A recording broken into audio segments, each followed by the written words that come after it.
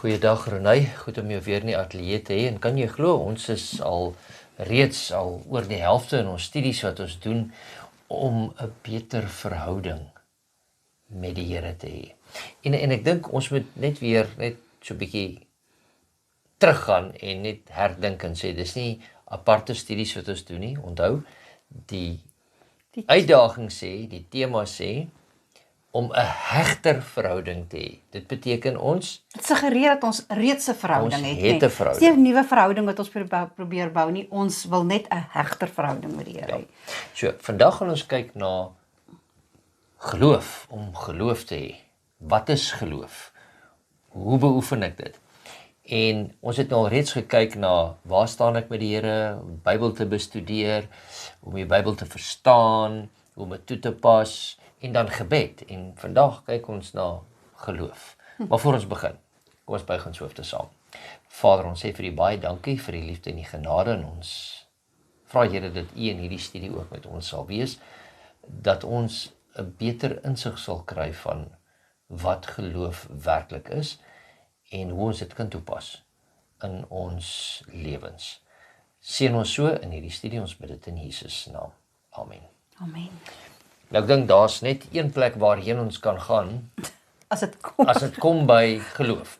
En ek dink dalk moet en ek gaan jou tog vra voor ons dit lees, dat jy teruggaan na die verhaaltjie van jouself wat jy altyd vertel oor wat is geloof.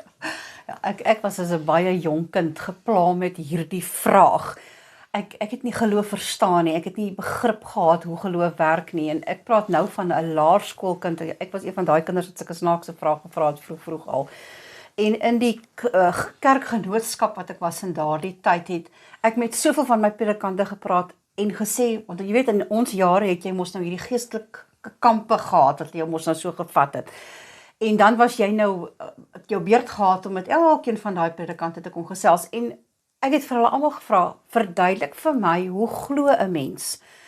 En ek weet, deur die bank het elkeen van hulle vir my gesê, jy vra wat jy te jonk is om te verstaan, wag tot jy ouer word en dan sal jy die antwoord kry. Ek was later in my laat hoërskool, amper uit die skool uit, het ek nog steeds daai antwoord gekry by my predikante wat vir my gesê het, dis iets wat 'n mens nie kan beskryf nie, jy sal dit ervaar, wag maar net vir wanneer jy ouer word. En toe ek nou uit die skool uit is en ek is 'n jong, werkende jong mens, toe ontmoet ek 'n jong man in die Sewendag Adventiste Kerk, wat ek toe nou baie in my belangstel en ek toe nou baie in hom belangstel. En ons sit nou so een aand bietjie in gesels oor die kerkgenootskappe en die verskille in die kerkgenootskappe. En ek sê vir hom, weet jy, daar's een vraag wat ek nog my hele lewe so klein kort bietjie mee sukkel. En dit is, hoe glo 'n mens? Hoe doen jy dit? Wat is geloof? Ek verstaan dit nie. En hy het my so gesit en kyk, hy sê vir my, maar ek kan jou die antwoord gee nie, maar die Bybel kan jou antwoord. Kom ons maak oop, hy gaan haal jou Bybel en hy blaai vir my, dat ek my eie Bybel blaai, na Hebreërs 11 vers 1 toe. En ek kon nie glo dat 'n jong, ongeleerde man van 20 die vraag antwoord wat ek toe nou vir jare vir geleerde teoloog vra, en hy gaan haal die woord van die Here en hy antwoord my vraag vir my nie, en hier is my antwoord wat ek gekry het, Hebreërs 11 vers 1. Die geloof is dan 'n vaste vertroue op die dinge wat ons hoop, 'n bewys van die dinge wat ons nie sien nie. En hoe mooi jy dit vir my verduidelik daardie in te sê, geloof is 'n besluit wat jy neem in die beloftes van die Here, dat die Here nie kan lieg nie, en dat die Here nie sal lieg nie, en dat die Here staan by dit wat hy gesê het hy sal doen. Dit is die opsomming van geloof. Ja, en die ding wat ons hier moet mooi verstaan is, en ek het ook nou my nuwe lewende vertaling hier oop, en dit vra die vraag hier, en dit sê so 'n bietjie anders. Wat is geloof dan? Selfe vraag as wat jy gevra het. Ja. Dit is 'n vaste versekering dat die dinge waarna ons uitsien inderdaad sal gebeur. So sien na dit uit, nee, so dit sal gebeur. Dit is die bewys dat God die dinge wat ons nog nie kan sien nie, waar sal maak. Nou, alle beskrywing bietjie anders, ek hou van die ou Afrikaanse vertaling hoe hy dit vir ons sê, want seker om te kom uit my kop uitken. Maar hier sien ons dat dis En as jy nou deur my vrou gaan sê ek moet my sin nou klaarmaak. As ons na hoofstuk 11 kyk van Hebreërs en ons lees net hierdie eerste gedeelte en agterna is dit die geloofshelde wat na vore kom. En dan sê dit vir ons deur die geloof het hulle dit gedoen. Deur die geloof het hulle dit gedoen. So kom ons gaan net byvoorbeeld na een van hulle toe en ek wil in vers 7 van Hebreërs hoofstuk 11 lees en sê deur die geloof het Noag toe hy 'n goddelike waarskuwing ontvang het aangaande wat nog nie gesien was nie, met eerbiedige vrees die ark gereed gemaak tot redding van sy huisgesin, waardeur hy die wêreld veroordeel het en 'n erfgenaam geword het van die geregtigheid wat volgens die geloof is. En as ons vinnig kyk na die storie van Noag, Abraham is dalk heeltemal 'n ander karakter waarna mens kan kyk, 'n ander voorbeeld. Maar Noag het daar het op daardie stadium nog nooit reën geval nie. En die Here sê vir hom, daar gaan 'n vloed wees en die wêreld gaan oorspoel met reën. Ja. En uit geloof uit moes hy die Here glo en hy moes op die woord van die Here glo. En dis basies wat geloof is. Jy aanvaar iets, kom ons probeer van die woord geloof, glo af wegbly sê, jy aanvaar iets wat iemand vir jou sê sonder dat jy die feite daarvan kan sien. Jy soek nie bewysstukke nie. Ja. Want as jy ek sal sien is glo. Dit is mos wat ons lief is om voor te sê, jy aanvaar die persoon wat dit vir jou sê se woord dat dit wel so sal wees. As ek dit nou op 'n ander manier kan stel. So ons gaan kyk na geloof en baie keer sê ons lees in die Bybel, ek het klein gelowiges, ek het geen geloof nie. Hierdie het 'n groot geloof. En wat is geloof daarmee saam? Dan wil ek ook net hê, kom ons blaai, terwyl ons nou daar is, na Efesiërs. Efesiërs hoofstuk 2. Ons blaai gou soontoe, want dit sal ons net so bietjie help om hierdie konsep te kan verstaan oor hoe ons dit moet toepas. Efesiërs hoofstuk 2 vanaf vers 8 sê vir ons, want uit genade is julle gered, deur die geloof. En dit nie uit julleself nie, dit is 'n gawe van God. Nou, my vrou behoort te weet, en hier sou ek gewoonlik sê, nou wat is die gawe van God? Dan sê die mense, genade. Dan sê ek, lees weer die teks. Ja. Wat is die gawe van God? Dis nie net die genade nie, maar is ook die geloof. So die Here, as ons in hom glo, dan maak hy ons geloof nog groter, dat ons dit kan verstaan. So genade en geloof is albei 'n gawe van God. So as ek voel en as u voel, ons geloof is nie so sterk nie, glo net dat die Here ons geloof sal versterk en dat ons meer in hom sal glo en net dit wat hy vir ons sê, en dan sal ons daarin groei en meer vertroue hê. Maar dit gee ons ook die toestemming om te vra vir 'n groter geloof. Ek wonder hoeveel keer het ons nou al daaraan gedink dat ons, jy weet, ek en jy bid tog so vinnig vir beskerming. Ons bid dalk vir insig, ons bid vir soveel goed wat ons nodig het. Wanneer laas het jy gebid vir wysheid en wanneer laas het jy gevra dat die Here jou geloof versterk?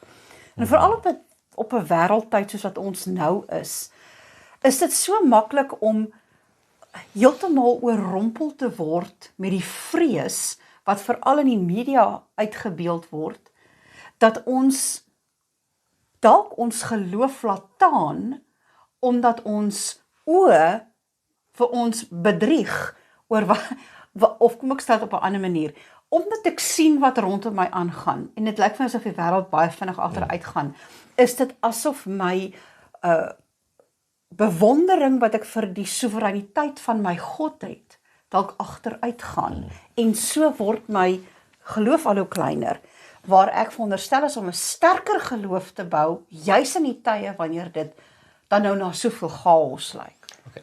Kom ons kyk gou net na die ander punt toe. Wanneer ek al die feite het, Hoekom het ek geloof dan het ek nie nodig? geloof nodig nie. Okay. Kan ek dit weer sê? Wanneer ek al die feite het ek nie geloof nodig nie.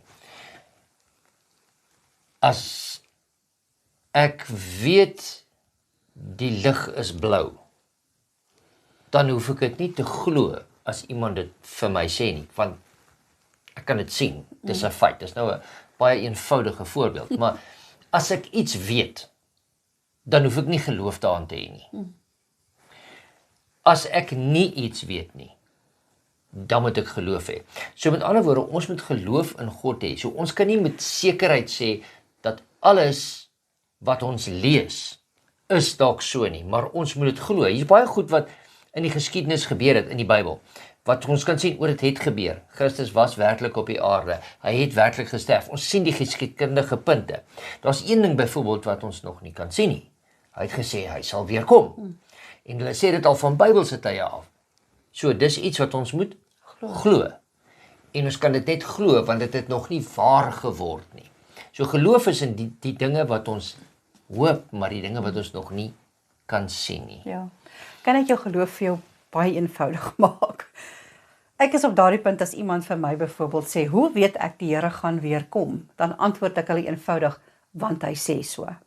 Hy het so gesê. Hy het so gesê. So dis op die einde van die dag is dalk moet ons probeer dalk ons geloof te gecompliseerd maak. Maak dit eenvoudig. As Jesus iets gesê het, dan sal dit so wees. Ja.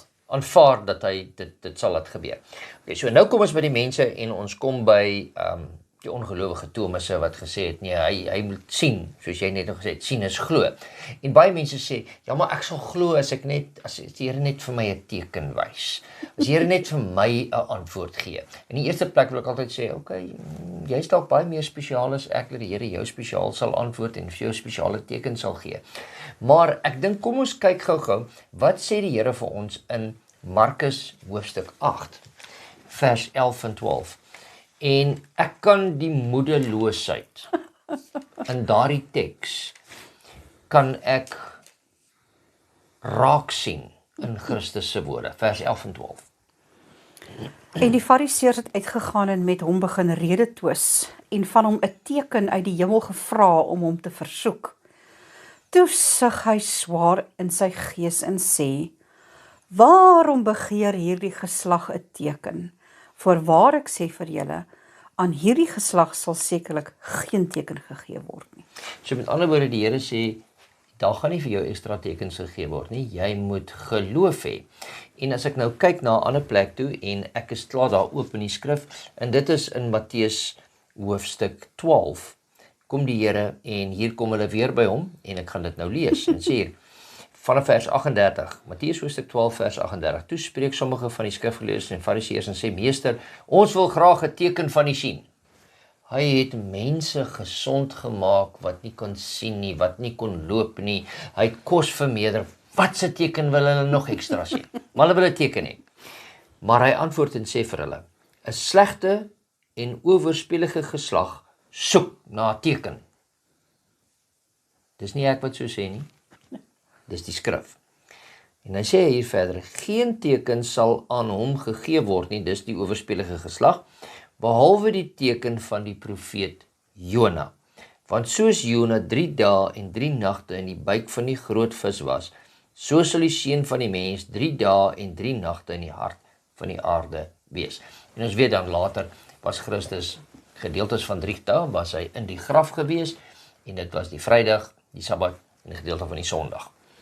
Dis die enigste teken. Met ander woorde, hy sê, as jy 'n teken wil hê, die seun van die mens, ek, sal sterwe, ek sal in die graf wees, maar ek sal weer opstaan, en as ek opgestaan het, dan moet jy, dis jou teken. Moenie vir nog 'n teken vra nie. Bou jou geloof op daai teken. En ek dink dit is 'n sprekende voorbeeld vir ons. Ons soek altyd 'n teken, Here antwoord my, skryf in die lig vir my iets, of laat iets gebeur. En ja, ons kan dit seker van tyd tot tyd van die Here vra, maar hy verwag dat ons meer geloof aan die dag moet hê, en dit aanvaar wat hy gesê het, dat dit sal waar word. Ek dink om dit 'n bietjie meer prakties te stel. Is die Here vir jou genoeg? 'n Interessante vraag wat ek nou vra. Wat die Here hier vir hulle gesê het in Matteus en ook so in wat hy gesuggereer het in Markus 8, is dat wanneer die seun van die mens die dood oorwin het en hy het vir ons gesterf en hy het opgestaan, dan is daardie teken genoeg vir alles wat jy en ek tot in hierdie moderne eeu van ons as 'n belofte van hom nodig het.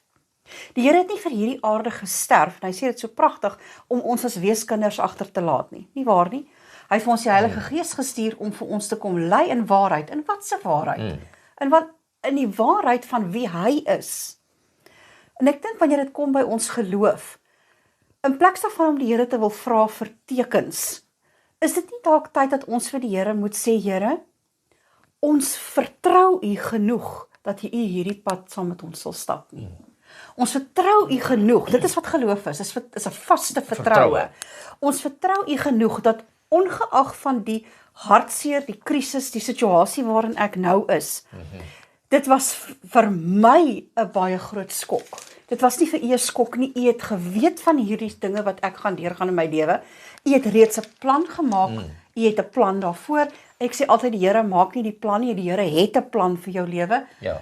So ek moet net tree vir tree saam met hom wandel en ek moet deurdruk en hy sal my daardeur vat. Ja, en ek moet 'n vaste vertroue op dat hy beter weet en dat hy my deur sal sien tot aan die einde. En ek probeer nou van die woord glo af wegbly om die glo te verduidelik.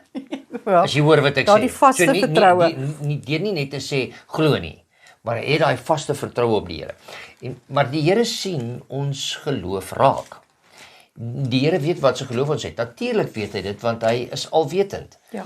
En kom ons kyk in Markus 4 vers 40 en dis die einde van die gedeelte wat ons lees van Jesus wat die storm stil gemaak het en die disippels wat bang was. Hy sê vir hulle in vers 40, toe sê hy vir hulle, waarom is julle so bang? Hoe het julle dan geen geloof nie? Okay. Dit is amper half 'n snaakse vraag. Die storms was nou net om hulle, die water het oor hulle boot gespoel. Hulle het gedink hulle gaan sink en die Here sê vir hulle, waarom was julle bang? Ja. Het julle dan nie geloof nie? Ja, en hy sê julle het geen geloof nie. Ekskuus, nou wil ek net gou terugbring sê onthou, dit is nou disippels wat al 'n wyle saam met Christus rondgewandel het. Wat al hierdie tekens wat hy gedoen het, gesien het. En nou sê hy vir hulle, julle, en nou wil ek dit na ons te bring en sê, julle kerkmense, julle is die wat in my glo, En wat of voorstel wat van my sê julle glo in my, maar julle glo nie in my nie. En julle het geen geloof nie. Geen geloof nie. en hy was saam met hulle in die boot. Yes. En dis nou hulle wat hom volg. So kom ons gaan nou na Matteus hoofstuk 15 toe en vanaf vers 21 tot 28 is, maar ons kan, dit is die storie van die Kananeese vrou, ons hoef nie van vers 21 af te lees nie. Kom ons kyk tel dit daar op van vers 24 af. Maar hy antwoord en sê, ek is net gestuur na die verlore skape van die huis van Israel. Daarop kom sy en val voor hom neer en sê, Here, help my. Maar hy antwoord en sê, dit is nie mooi om die brood van die kinders te neem en dit vir die hondjies te gooi nie. En sy sê, ja Here, maar die hondjies eet darm van die krummels, wat van die tafel van hulle baase afval. Toe antwoord Jesus en sê vir haar, o vrou, groot is jou geloof. Laat dit tog vir jou wees soos jy wil hê. En haar dogter het gesond geword van daardie uur af. Nou hier sien ons het nou die disippels wat saam met Christus wandel. Hy sê, julle het geen geloof nie. Hier is 'n vrou, 'n Kananeese vrou, wat eintlik in die oë van die Jode 'n heiden is. Ja. En sy sit vertroue in die een wat Israel, die hele Israel hulle vertroue moet sit. Ja. So, ons moenie as kerkmense dink dat die mense wat nie Christus volg, nie geloof het nie. Dis reg. Want hier sien ons, sy het dalk nie eers geweet dat hy die seun van God is nie. Sy het nie geweet presies wie hy was nie, maar sy het geweet hy doen tekens en daarom het sy geglo dat hy haar kan help.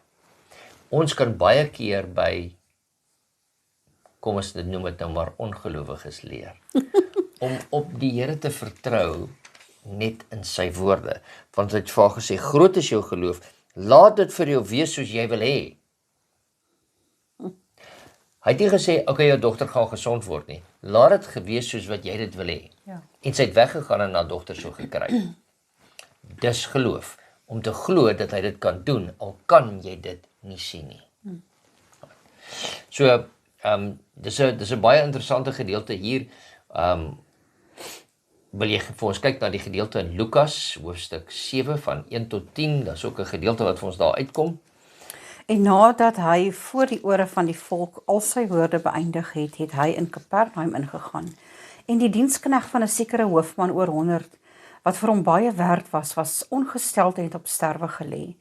Toe hy dan van Jesus hoor, het hy ouderlinge van die Jode na hom gestuur met die versoek aan hom dat hy moes kom en sy diensknegt gesond maak. En toe hulle by Jesus kom, het hulle hom dringend gesmeek en gesê, hy is dit werd dat u dit vir hom doen, want hy het ons volk lief en het self die sinagoge vir ons gebou. En Jesus het saam met hulle gegaan en toe hy nie meer ver van die huis af was nie, stuur die hoof van oor 100 vriende na hom om vir hom te sê, Here, moenie moeite doen nie, want ek is nie werd dat u onder my dak inkom nie. Daarom het ek my ook nie waardig geag om na u toe te gaan nie, maar dit maar net 'n woord, sê dit maar net 'n woord en my knegt sal gesond word. Want ek is 'n man wat aan baie wat gesag onderworpe is en ek het soldate onder my en hierdie een sê ek gaan en hy gaan en vir die ander een sê ek kom en hy kom en vir my diensknegt doen dit en hy doen dit. Toe Jesus dit hoor, was hy oor hom verwonderd en hy draai om en sê vir die skare wat hom volg, ek sê vir julle, in Israel het ek nie so 'n groot geloof gevind nie.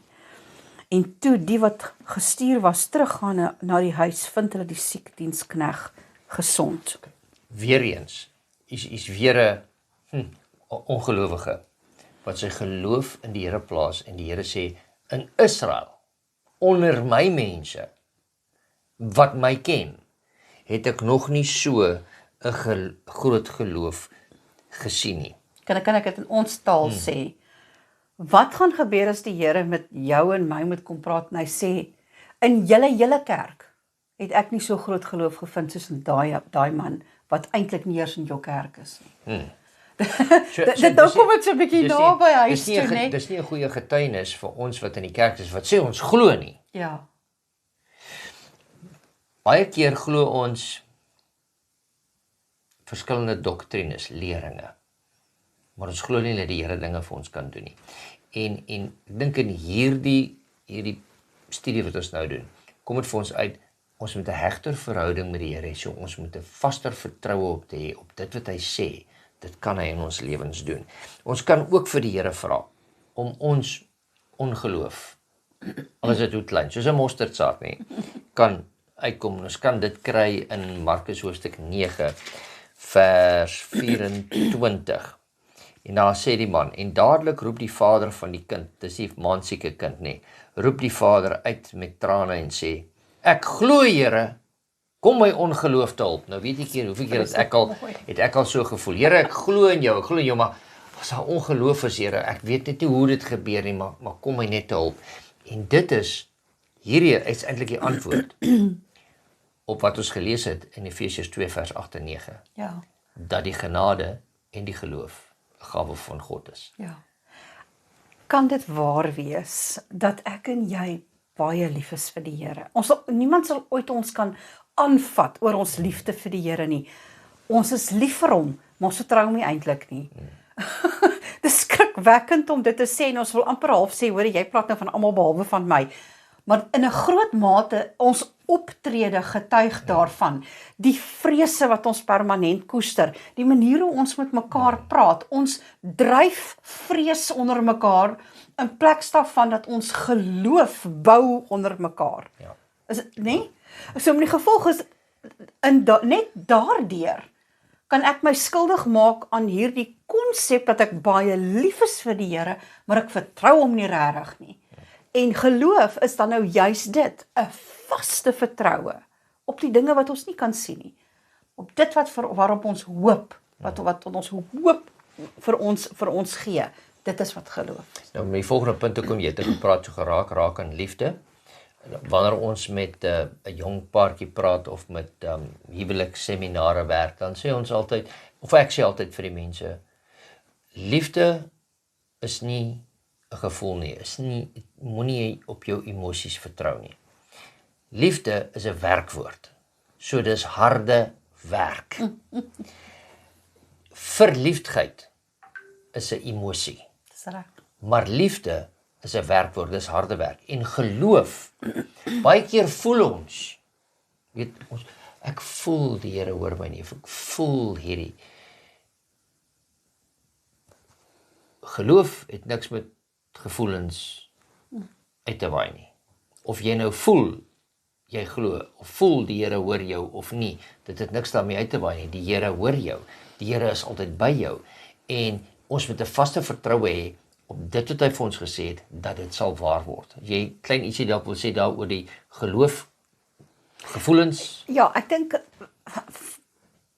ons maak almal daardie fout, daar met tye, veral wanneer die chaos in ons lewe heers en dinge wat ons nie beheer oor het nie, losbars in ons lewens, dat dit vir ons voel asof die Here bitter ver is van ons af.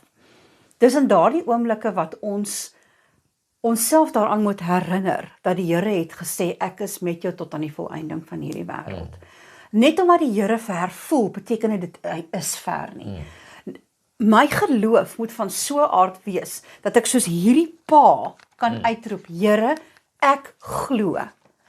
Maar die eerlikheid hê om te kan sê, Here, maar as gevolg van my kind wat so siek is, is daar tog ongeloof in my, kom my ongeloof te hulp. Ek en jy moet op daai punt kom, dat wanneer ons in so situasies om te sê, Here, ek vertrou U, en ek weet U is my Heer, en ek weet U is met my tot aan die volëinding van hierdie wêreld, en ek weet U sal met my wees. Maar as gevolg van my situasie, is dit in my so stormagtig, dat ek hierdie wroging in my het. Here, maak my geloof sterk, gee dat my vertroue in U meer sal word, en nie beroof sal word as gevolg van my omstandighede nie. So, ons het nou reeds gekyk na 'n paar van hierdie goedjies, en ons het so vinnig 'n voorbeeld gebruik van Noag, wat ons na gekyk het, en gaan gerus terug na Hebreërs hoofstuk 11 toe, op die eie tyd, en kyk 'n bietjie na van die ander name wat daar genoem word. Almal wat iets deur die geloof gedoen het. Nou, weens ons tyd op die lig, het ons nie verskriklik baie tyd om elkeen deur te gaan nie, maar gaan daardeur en sien wat se geloof hulle toegepas het. En jy sal sien dat baie van die dinge wat in ons lewens toepas, dis die dinge wat ons kan dit wat hulle oorgekom het, na ons toe self deurtrek. Maar nou is daar 'n ander interessantheid wat ons kry van die geloof in Jesus en die geloof van Jesus. So kom ons lees Openbaring hoofstuk 14 vers 12. Hier kom die leidsaamheid van die heiliges te pas. Hier is hulle wat die gebooie van God en die geloof in Jesus bewaar.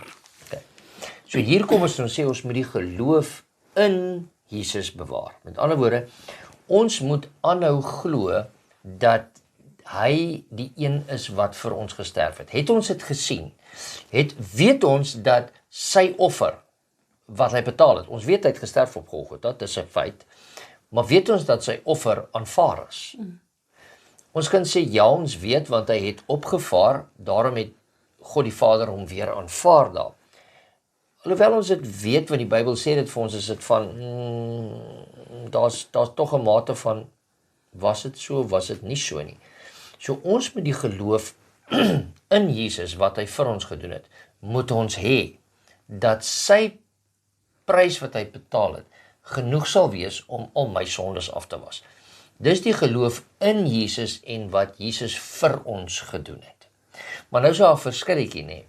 Want die geloof wat ek in Jesus moet hê, is dit wat hy vir my gedoen het. Maar as ons daai woordjie net 'n bietjie verander en ons sê maar die geloof van Jesus, dan is dit heeltemal 'n ander konsep.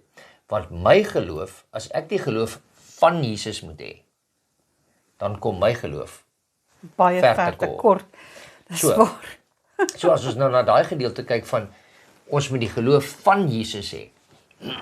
Ons moet onthou dat, toe Christus as 'n mens op hierdie aarde gewandel het hy die skrifte gehad van die Ou Testament. Dis reg. Nie die Nuwe Testament, van die Ou Testament, soos wat u en ek dit het. En hy moes daaruit geglo het dat hy die verlosser is en dat die prys wat hy gaan betaal aanvaar gaan word. Hy moes in geloof na die kruis toe gaan. Hy het nie die versekering gehad dat ek gaan agterna opstaan nie.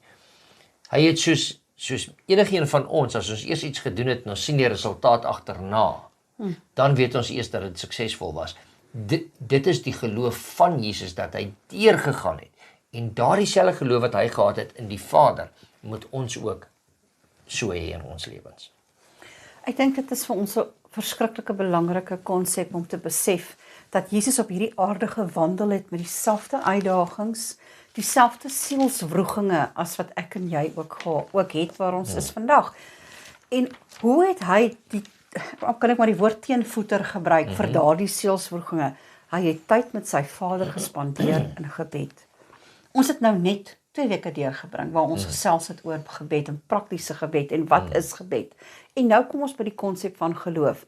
Ek wil vir u vandag sê, as jou gebedslewe taan, sal jou geloofslewe nie sterk bly nie. Ja.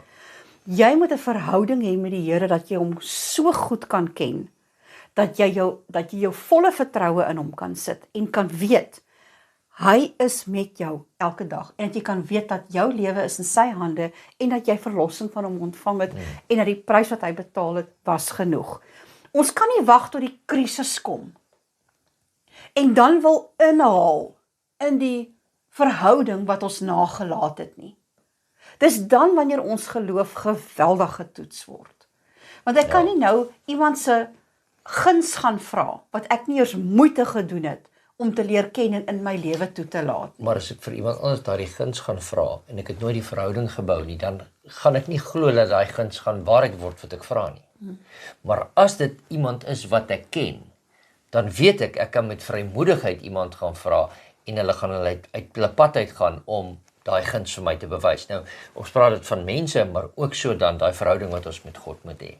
So, gaan lees gerus Matteus hoofstuk 26, daar vanaf vers 36 tot 42 se kant toe, oor Christus, die geloof van Christus wat hy gehad het. In daai groot krisis. En daai groot krisis van sy tyd wat hy gehad het. En dit is wat ons moet doen om ons geloof te bou. Baie keer het ek ook al gevoel, soos die man wat gesê het, Here, kom my, ek het geloof, Here, ek glo, maar kom my ongeloof te help.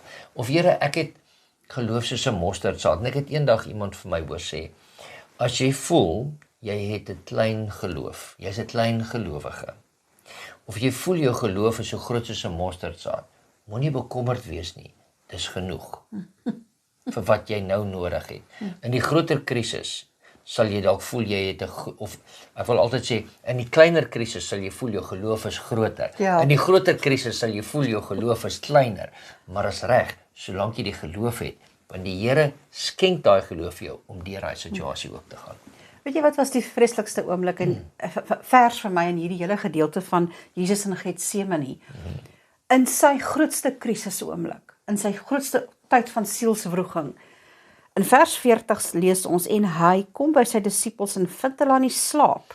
En hy sê vir Petrus, so was julle dan nie eers in staat om 1 uur saam met my te waak nie. Die Here het tot ervaar dat in sy grootste krisistydperk was daar nie eers iemand wat hom ondersteun het nie. Daarom was sy tyd met sy Vader soveel goud werd, dat toe die oomblik kom wanneer dit vir hom gevoel het, hy kan nie staande bly nie, was dit vir hom genoeg om in die arms van sy Vader te skuil. Dit is geloof. Om te kan sê, Here, ek het hierdie bittere pad wat ek moet stap, maar ek stap dit saam met U, en saam met U is ek veilig. Dis wat Jesus gedoen het in Getsemane. Here, ek moet hierdie pad stap. My Vader, ek moet hierdie pad stap. As U kan U dit van my af wegneem, maar anders sal ek hierdie pad stap. Sy grootste vriende, sy grootste ondersteuners was op daai oomblik nie eers daar nie. Hy was stoksiel alleen. Hy weet hoe jy voel. Hy weet hoe ek voel. In daardie oomblikke wanneer dit vir jou voel, jy het niemand nie en daar is niemand nie. Maar dis dan wanneer my vaste vertroue in die dinge wat ek nie kan sien nie, daai dinge waarop ek hoop, dis dan wanneer ek die besluit alreeds geneem het, dat my God is die een wat beloof het, dat hy my nooit sal verlaat nie. Hy's die een wat beloof het, hy kom weer, en hy's die een wat beloof het, dat hy elke traan sal afdroog. Dis 'n besluit wat jy neem, omdat jy die God van hemel en aarde vertrou. En dis geloof. En geloof is nie maklik nie. Maar as jy, en ek sê as, jy die Here ken, en jy weet wat hy vir jou in die verlede gedoen het, dan sal jy daardie vertroue hê dat hy jou deur hierdie situasie, en is gewoonlik, ons het nie baie geloof nodig wanneer dit goed gaan nie. Ons het baie groot geloof nodig wanneer daar 'n krisis kom krisis en teëspoed kom, maar ons bou ons geloof in die tye in die tye wat dit goed gaan. Ons hoop het iets geleer daar, ons het werklik waar weer eens iets uit geleer, weer eens besef dat ons moet ons geloof in die Here plaas, op elke dag, sodat wanneer die tye van krisis kom, dat ons vaste vertroue op hom kan plaas. Ronay, sal jy vir ons afsluit met 'n gebed asseblief? Kom ons bid saam. Here, herinner ons asseblief vandag daaraan, dat daardie vaste vertroue in die dinge wat ons nie kan sien nie, die dinge waarop ons hoop, Here, dit is ons geloofstydperk wat ons met U ingaan, waarin ons erken dat U die soewereine God is, en ons die vaste besluit neem, dat U nie teen U beloftes sal gaan nie, maar dat U met ons sal wees tot aan die volëinding van hierdie wêreld. Ons beroep ons vandag weer eens daarop, Here. Kom asseblief,